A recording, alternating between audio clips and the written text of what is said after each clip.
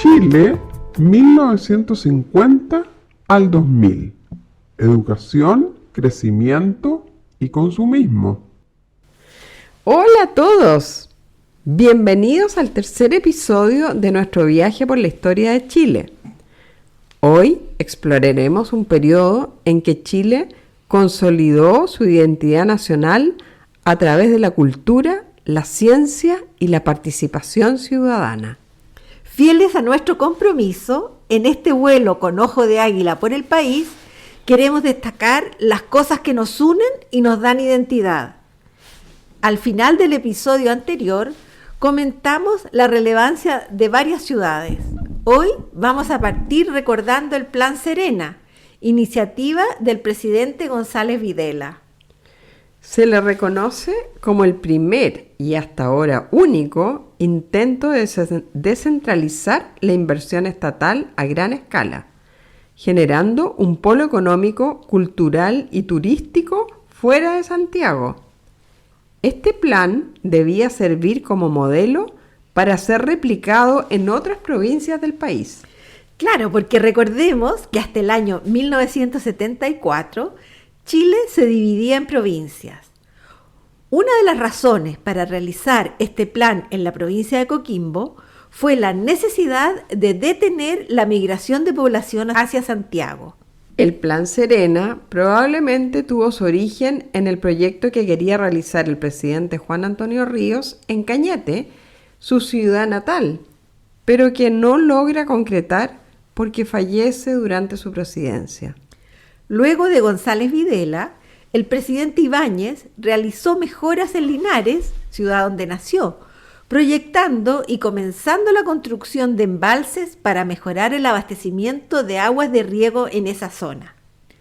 La escasez de agua en más de la mitad de nuestras regiones es todavía un problema pendiente, porque no ha habido una visión política de largo plazo. Un dato curioso es que Ríos, González e Ibáñez son de los pocos presidentes de Chile del siglo XX que nacieron en ciudades o localidades fuera de la región metropolitana de Santiago. A pesar de todos los esfuerzos, se produce una gran migración del campo a la ciudad, transformando Santiago en una gran metrópolis. La aparición de poblaciones en la periferia de las principales ciudades lleva a la implementación de políticas de vivienda social y urbanización acelerada.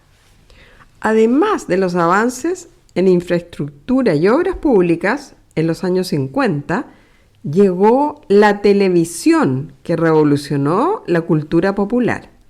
Claro, programas icónicos como Sábados Gigantes, que debutó el año 62 en Canal 13, y animadores como Don Francisco, marcaron a varias generaciones. Y el Festival Internacional de la Canción de Viña del Mar, creado en 1960, se convirtió en un hito de la música chilena y latinoamericana, impulsando artistas como Lucho Gatica, Gloria Simonetti, Los Ángeles Negros, Los Jaivas y otros. Y la nueva ola trajo a Gloria Benavides, Ginette Acevedo, Luis Dimas, Cecilia, José Alfredo Fuentes y muchos más, acercando la música popular internacional a los jóvenes chilenos. Y no nos olvidemos de las revistas como Ecran, Ritmo y Paula, que difundían la música, el cine y la moda, conectando a todos los rincones del país. Y la radio, que en los años 50 y hasta los 70 tenía concursos de canto en sus auditorios. Y a la radio se debe el único bestseller del periodo y uno de los más grandes de la historia de la edición en Chile, la novela Adiós al séptimo de línea, una obra que al comienzo fue un guión para radioteatro. La editorial más grande era Zig-Zag, que dio prioridad a la publicación de muchas revistas para todas las edades, y los libros solo eran el 10% de sus ventas. Los kioscos de diarios y revistas eran como el Instagram de hoy. Todos nos deteníamos a hacer zapping y leer los titulares. Y como apoyo a los estudiantes, se popularizaron las enciclopedias que se publicaban por capítulos. Las enciclopedias como Monitor, Fauna, El Cuerpo Humano y otras eran el equivalente a la Internet de hoy. Y también el maravilloso Icarito de los miércoles, suplemento que se publicó desde el 18 de septiembre de 1968 en La Tercera y fue un apoyo clave para las tareas escolares, especialmente en educación básica. Te cuento, Rosario, que antes también existían tiendas y kioscos donde se podían cambiar o arrendar revistas, fotonovelas y libros, al menos en las ciudades y localidades de provincia donde yo vivía. Y muchos años después tuve la alegría de conocer y compartir con la creadora del Icarito, Eliana Vázquez. Era una mujer increíble, muy entretenida para conversar, llena de vida y muchísima creatividad. Qué interesante, Pilar, tener la suerte de haberla conocido. Sí, y habían revistas de humor y humor político, porque el humor no se quedó atrás.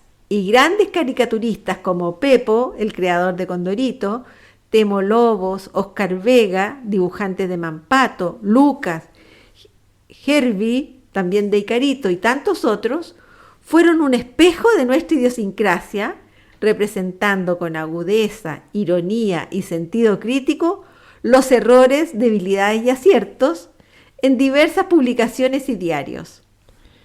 Y entre 1950 y el 2000 tuvimos presidentes de todo el espectro político. Carlos Ibáñez del Campo, ex militar, impulsó importantes obras de infraestructura hidráulica y planes de mejora urbana en Arica y Punta Arenas. También se enfocó en el mejoramiento urbano general y en la política de vivienda estatal, creando la Corvi, Corporación de la Vivienda. Y Jorge Alessandri continúa preocupándose de la construcción de viviendas, obras de riego, del ajuste fiscal y, por supuesto, de la reconstrucción del país posterior al terremoto de 1960 en Valdivia. Eduardo Frei implementó la reforma agraria y continúa la expansión de la cobertura educacional y de vivienda. Salvador Allende, presidente entre el 70 y el 73, establece la nacionalización del cobre, generando una severa crisis económica y polarización. El pronunciamiento militar, con el respaldo del Congreso y la ciudadanía, pone fin a su gobierno en septiembre de 1973. El régimen militar, con Augusto Pinochet, promulga la Constitución de 1980, implementa reformas en el sistema económico con la apertura a los mercados, privatización de empresas y servicios. Se crean las AFP, las ISAPRE y obras de infraestructura. Con el plebiscito de 1988 se inicia el camino de la transición. Con Patricio Aylwin, que encabeza el proceso de transición democrática, promoviendo el crecimiento con equidad y la implementación de programas sociales focalizados. Y así llegamos al 2000 con Eduardo Frei Rustagle, que se preocupa de la modernización del Estado con obras concesionadas como las autopistas e integración internacional, el Mercosur y APEC. Y en el arte y la música, Chile tuvo un florecimiento cultural.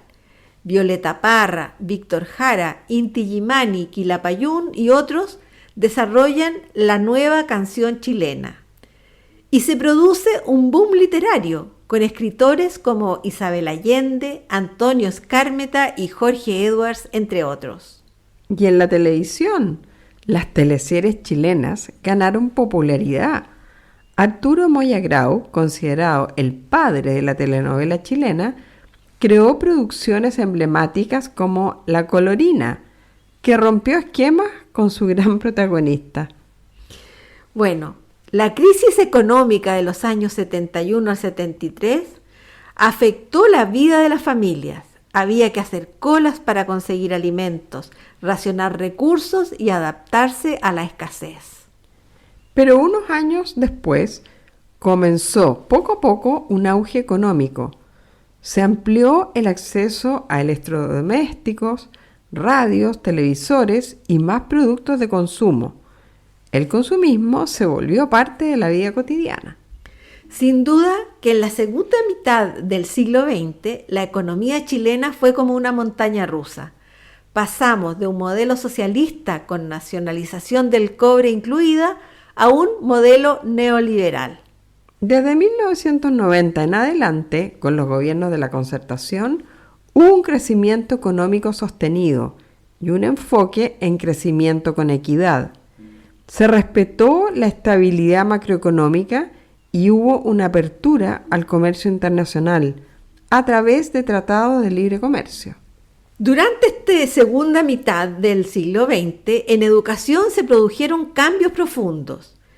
El cierre de las escuelas normales trasladó la formación de profesores a las universidades e institutos.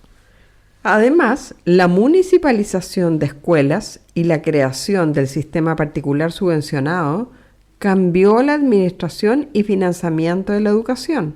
Esto tuvo un efecto directo en la vida ciudadana, porque permitió ampliar la cobertura educativa a todos los niños y jóvenes, aunque también impactó negativamente la calidad de la educación. Las ciudades crecieron con barrios más organizados y expansión del transporte urbano. Esto cambió la forma en que las familias se relacionaban cuando iban a la escuela, el trabajo y la recreación. Esta época se caracterizó también por el auge de movimientos sociales y de género. Surge el feminismo y el cuestionamiento al rol tradicional de la mujer. Aparecen las ONGs o organizaciones no gubernamentales y movimientos por los derechos humanos. Una de las obras de infraestructura más importantes fue la Carretera Austral, con sus 1.247 kilómetros que van desde Puerto Montt hasta Villa O'Higgins en la región de Aysén. Y en la ciencia y la salud pública, Chile avanzó significativamente, contribuyendo a una mejora importante en la esperanza de vida y en la calidad de vida de los ciudadanos. Se crea el Servicio Nacional de Salud. Se reduce significativamente la mortalidad infantil. Y entre 1950 y 70, la prioridad fue controlar infecciones y la desnutrición con un éxito notable. Luego, entre los años 80 y 90, emergen nuevas enfermedades como el VIH, el hantavirus, y aumentan las enfermedades crónicas como cáncer, diabetes e hipertensión. Así, la salud chilena pasó de combatir enfermedades de la pobreza a enfrentar enfermedades de la modernidad, como la obesidad, diabetes, depresión y diversos problemas de salud mental. En tecnología, pasamos de los teléfonos de disco de los años 60 hasta la masificación del celular a fines de los 90. A los hogares chilenos llega la popularización del refrigerador, la lavadora y luego el microondas, que transforman la vida doméstica. En los años 80, los computadores e Internet eran de uso restringido solo a universidades y empresas. Y ya en los años 90, los computadores personales llegan al hogar y tenemos los primeros accesos a Internet, produciendo un gran cambio en la educación y la comunicación desde ese momento hasta ahora. También desde los años 80 en adelante se produjo un gran crecimiento del parque de automóviles y del transporte. Hay un gran incremento de buses interurbanos y en el año 1975 se inauguró la primera línea del Metro de Santiago. En síntesis, entre 1950 y el año 2000, los chilenos vivimos una modernización acelerada, marcada por los contrastes, de la radio al internet, de la vida campesina a la urbana, de la polarización política a la democracia, con una prensa muy influyente que acompañó y a veces desafió estos procesos. Así concluye nuestro recorrido por el Chile de 1950 al 2000, un periodo de transformación, lucha y consolidación de una identidad nacional rica y diversa. Muchas gracias por acompañarnos en este viaje. En el próximo episodio exploraremos el Chile contemporáneo desde el año 2000 hasta hoy. No se lo pierdan.